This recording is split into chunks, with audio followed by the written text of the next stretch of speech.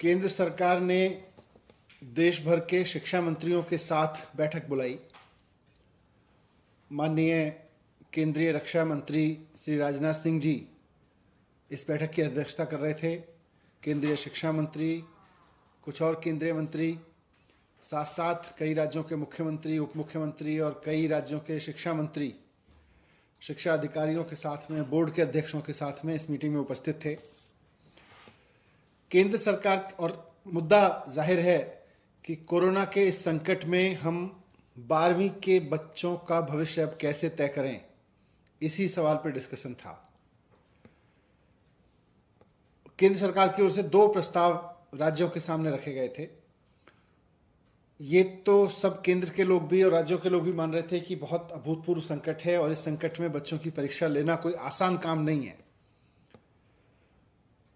तो केंद्र सरकार के 2 प्रस्ताव थे। उसमें एक प्रस्ताव था कि हम 12वीं क्लास के जो बच्चे हैं उनकी परीक्षा लें, पहले के तरीके से लें, लेकिन कुछ चुने हुए सब्जेक्ट्स की ही परीक्षा लें। जैसे लगभग 200 सब्जेक्ट्स हैं, उन 200 सब्जेक्ट्स में से केवल 20 मेजर सब्जेक्ट्स की परीक्षा लें और उनके बेस पर ही हर एक बच्चे के बाकी सब्जेक्ट्स के मार्क्स दें। ये एक प्रस्ताव था पहले। तो इस तरह से 19-20 सब्जेक्ट्स की परीक्षा लेके और 19-20 सब्जेक्ट्स में आए हुए नंबर्स के आधार पर, मार्क्स के आधार पर बाकी सब सब्जेक्ट्स को इवेलुएट उसी के आधार पे करें, ऐसा एक प्रस्ताव है। इसमें एग्जामिनेशन सेंटर्स वगैरह वगैरह सब वैसे ही चलेगा जैसे पहले चलता था। दूसरा उनका प्रस्ताव था कि परीक्षा लें, लेकिन उसका पैटर्न थोड़ा बदलें। स्कूल में ही परीक्षा हो, ऑब्जेक्टिव टाइप के क्वेश्चंस की परीक्षा हो, 3 घंटे की जगह 1.5 घंटे की परीक्षा हो और उसकी बच्चों की जो कॉपी चेक करने का काम है वो भी स्कूल में ही हो। तो ये उनका दूसरा प्रस्ताव था। और उसमें यह भी है कि बच्चों के सारे सब्जेक्ट्स की परीक्षा ना हो, लेकिन बच्चे तय कर लें कि उनको कौन से 4 सब्जेक्ट की परीक्षा देनी है या 3 सब्जेक्ट की परीक्षा देनी है। ये उनका ऑप्शन बी था। देश के अलग अलग राज्यों के शिक्षा मंत्रियों ने अपनी अपनी राय रखी। दिल्ली की तरफ से मैंने भी इस पर अपनी राय रखी और इससे पहले मैंने कल दिल्ली के बहुत सारे प्रिंसिपल्स, प्राइवेट स्कूलों के प्रिंसिपल्स और टीचर्स, फिर गवर्नमेंट स्कूल्स के प्रिंसिपल्स और टीचर्स और फिर स्टूडेंट्स के साथ, पेरेंट्स के साथ संवाद किया था।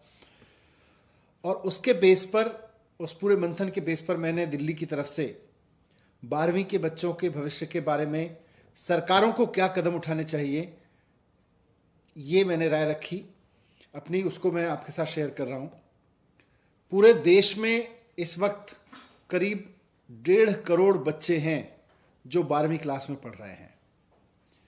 इन 1.5 करोड़ बच्चों के पेरेंट्स, इनके टीचर्स और खुद ये बच्चे सबके सब बहुत उम्मीद भरी निगाहों से सरकारों की ओर देख रहे हैं और ख़ास तौर से केंद्र सरकार की ओर देख रहे हैं कि केंद्र सरकार परीक्षाओं के बारे में कोई निर्णय ले, ताकि 12वीं की जो ये क्लास है ये इतनी लंबी होती चली जा रही है, आगे बढ़ती जा रही है, आगे बढ़ती जा रही है। ये 12वीं की क्लास से आगे उनको बढ़ने का मौका मिले। एक ऐसे समय में ये सब बात हो रही है, आज जो चर्चा हुई, जब हमारे पास रोजाना 2.5 लाख केस आ रहे हैं पूरे देश में, लगभग इस समय भी देश के बहुत सारे गांवों से किस तरह की स्थिति है, किस तरह की बॉडीज मिल रही हैं, वो हम सब मीडिया पे, सोशल मीडिया पे देख रहे हैं।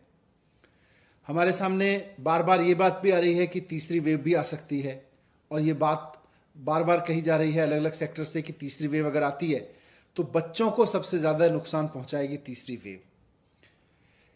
ऐसे में दिल्ली सरकार का मानना है, मुख्यमंत्री अरविंद केजरीवाल जी ने भी मुझको कहा कि ये प्रस्ताव केंद्र सरकार के सामने रखा जाए कि बच्चों की सेहत से, बच्चों की सुरक्षा से खिलवाड़ करके हमें परीक्षा पूरा करने का शौक नहीं पूरा करना चाहिए। शिक्षण संस्थाएं, शिक्षा व्यवस्था अपनी एक अलग कंपल्सन रखती है। शिक्षा व्यवस्था कहती है कि परीक्षा होनी चाहिए, बोर्ड कहता है, बोर्ड की परंपराएं कहती हैं कि परीक्षाएं होनी चाहिए। शिक्षा की जो हमारे अभी तक की प्रैक्टिस रही है और शिक्षा की जो अभी तक हमारी समझ रही है वो कहती है कि पहले पढ़ाओ, फिर बच्चे की परीक्षा लो, उसके बाद में बच्चे को पास या फेल करो। लेकिन ये सब आइडियल वर्ल्ड की दुनिया है। प्रैक्टिकल वर्ल्ड में आज आपके बीच में रोजाना 2.5 लाख लोग कोरोना से संक्रमित हो रहे हैं और तीसरी वेव के बारे में कहा जा रहा है कि ये बच्चों से आ सकती है, बच्चों में ज्यादा आ सकती है। तो इसलिए दिल्ली सरकार किसी भी तरह की परीक्षा कराए जाने के पक्ष में नहीं है। दिल्ली सरकार ने केंद्र सरकार को भी आज कहा, हम उनको चिट्ठी भी लिख के कहेंगे कि ये दोनों ऑप्शन परीक्षा कराने के ऑप्शन हैं, लेकिन हमारी राय में ये वक्त परीक्षा कराने का नहीं है। ये वक्त है कि हम बच्चों को जिस तरह से हमने 10वीं में किया है, 2-3 साल या 1 साल की अलग अलग परीक्षाएं जो अभी तक ली गई हैं, हिस्टोरिकल रेफरेंसेस के आधार पर बच्चे का मूल्यांकन करें और उसको 12वीं की परीक्षा में हम उत्तीर्ण करें, उसको पास करके आगे भेजें। अगर कोई बच्चा कहता है कि मुझे हिस्टोरिकल रेफरेंस के आधार पर पास नहीं होता है, तो जैसा हमने 10वीं में उसको ऑप्शन दिया है कि समय आने पर फिर हम उसकी परीक्षा कराएंगे और उसके मार्क्स को अपग्रेड कर देंगे। अगर कोई बच्चा कहता है कि मेरे नंबर कम आए हैं हिस्टोरिकल रेफरेंस से के आधार पर, मेरे नंबर्स तो ज़्यादा आते हैं अगर मैं परीक्षा देता और मुझे परीक्षा देने का अवसर दिया जाए, तो सही समय आने पे उसको परीक्षा का अवसर देके उसके मार्क्स अपग्रेड किए जा सकते हैं। लेकिन 12वीं क्लास का ये कंटिन्यूस चलना उसके लिए भी खत्म हो, ऐसा हमने प्रस्ताव दिया है। मैंने ये भी रिक्वेस्ट किया है कि आज एग्जाम लेने वाली संस्थाओं, शिक्षा व्यवस्था की परंपराओं, ट्रेडिशनल कन्वेंशनल शिक्षा व्यवस्था, इसकी रूल्स एंड रेगुलेशंस को, इसकी परंपराओं को फॉलो करने के चक्कर में हम अपने बच्चों को कुर्बान नहीं कर सकते। हम अपने बच्चों की जान पे नहीं खेल सकते और हमें एक पेरेंट के रूप में सोचना होगा। हमें शिक्षा व्यवस्था के मुखिया के रूप में सोच के ये समय नहीं निकालना है।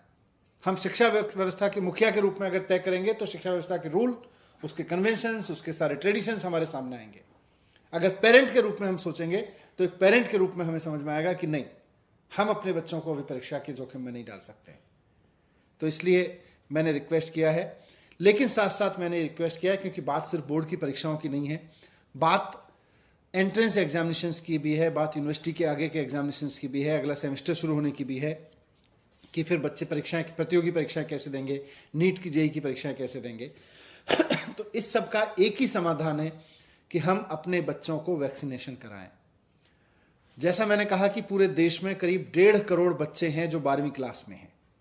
आज देश में भी वैक्सीन उपलब्ध है जो युवाओं के लिए कारगर बताई जा रही है, और विदेशों में भी ऐसी वैक्सीन उपलब्ध है जो 12 साल से 18 साल के बच्चों के लिए भी कारगर प्रूव की जा चुकी है, घोषित की जा चुकी है।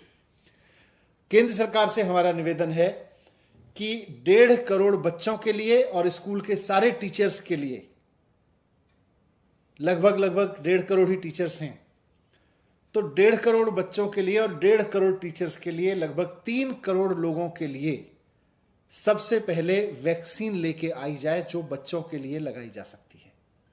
वैसी वैक्सीन दुनिया में अभी फाइजर वैक्सीन का नाम आया है अमेरिका में। फाइजर वैक्सीन के बारे में से हमने भी संपर्क किया था, तो उनके पास डोजेज तो हैं, लेकिन उन्होंने कहा कि भाई अभी हम केंद्र सरकार से ही बात कर रहे हैं। तो केंद्र सरकार ये जिम्मेदारी निभाए कि फाइजर से बात करके देश के 1.5 करोड़ बच्चों के लिए वैक्सीन लेके आए और उनको लगवाए। अगर फाइजर वैक्सीन नहीं मिलती है तो जो देश में अभी वैक्सीन है युवा वर्ग के लिए, उसके बारे में कहा जा रहा है कि वो 18 साल से ऊपर के बच्चों के लिए है। तो केंद्र सरकार के सामने मैंने प्रस्ताव रखा है कि हमारे इस वक्त दिल्ली के स्कूलों में या देश के बारे में वही डेटा होगा कि 12वीं के बच्चों में से करीब 20 से 25% बच्चे 18 साल के हो चुके हैं। करीब 70% बच्चे ऐसे हैं जो 17.5 साल से 18 साल की उम्र के बीच में हैं, यानी 1-2 महीने में, 3 महीने में, मैक्सिमम 6 महीने में वो 18 साल के हो जाने वाले हैं। तो इस तरह से 95% बच्चे हमारे 17.5 साल की उम्र के हैं। तो इन 17.5 साल वाले बच्चों की क्या हम वैक्सीनेशन कर सकते हैं, इस बारे में हम हेल्थ एक्सपर्ट से बात करें। अगर देश में 18 साल के युवा के लिए जो वैक्सीन उपलब्ध है, क्या वो वैक्सीन 17.5 साल के बच्चे के लिए भी कारगर है, ये बात हमें हेल्थ एक्सपर्ट बता सकते हैं, वैक्सीन की कंपनियां बता सकती हैं, उनके लिए जो टेस्टिंग की गई है, ट्रायल्स किए गए हैं, उससे हमारे पास आ सकती है।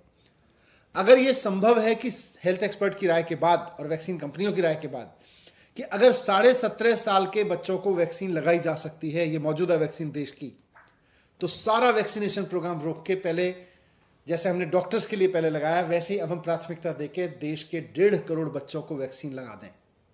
वैक्सीन स्कूलों को उपलब्ध करा दें, स्कूल आसपास से नर्सेज लेके, डॉक्टर्स लेके तुरंत हफ्ते भर में ये वैक्सीनेशन करा सकते हैं। दिल्ली सरकार को अगर आज हमें 1.5 करोड़ बच्चों के लिए अप्रूव वैक्सीन मिल जाए, जो 17.5 साल से बच्चों के, इनके 12वीं क्लास के बच्चों को हम लगा सकते हैं, तो हम 2 दिन में दिल्ली के 12वीं क्लास के सारे बच्चों को वैक्सीन लगा देंगे। ये हमारा तंत्र बना हुआ है। तो या तो फाइजर ले आए या देश की बनी वैक्सीन के बारे में एक्सपर्ट की राय लेके इसको उपयोग करें, लेकिन परीक्षा से पहले वैक्सीन की व्यवस्था करें। परीक्षा तब ली जाए जब बच्चों को वैक्सीनेशन हो जाए, परीक्षा तब ली जाए जब बच्चों को वैक्सीन की सुरक्षा दे दी जाए। ये मैंने केंद्र सरकार से रिक्वेस्ट किया है। यही एंट्रेंस एग्जामिनेशन का हल है और यही सीबीएसई या 12वीं की बोर्ड की परीक्षाओं का हल है। पहले हम बच्चों की सुरक्षा करें, बाद में परीक्षा करें। ये बात मैंने बहुत मुख्य रूप से केंद्र सरकार के सामने रखी है और मैंने कहा है कि जितनी शिद्दत से हम परीक्षा लेने के लिए मेहनत कर रहे हैं, उतनी शिद्दत से अगर हम बच्चों की वैक्सीन लाने पर मेहनत कर लेंगे तो परीक्षा लेना भी सुरक्षित हो जाएगा। सर, क्या संकेत मिले हैं केंद्र की तरफ से आपकी बातों पर? क्या लग रहा है कुछ पॉजिटिव हो सकता है? और अगर परीक्षा केंद्र सरकार कराती है तो फिर दिल्ली कितनी तैयार है?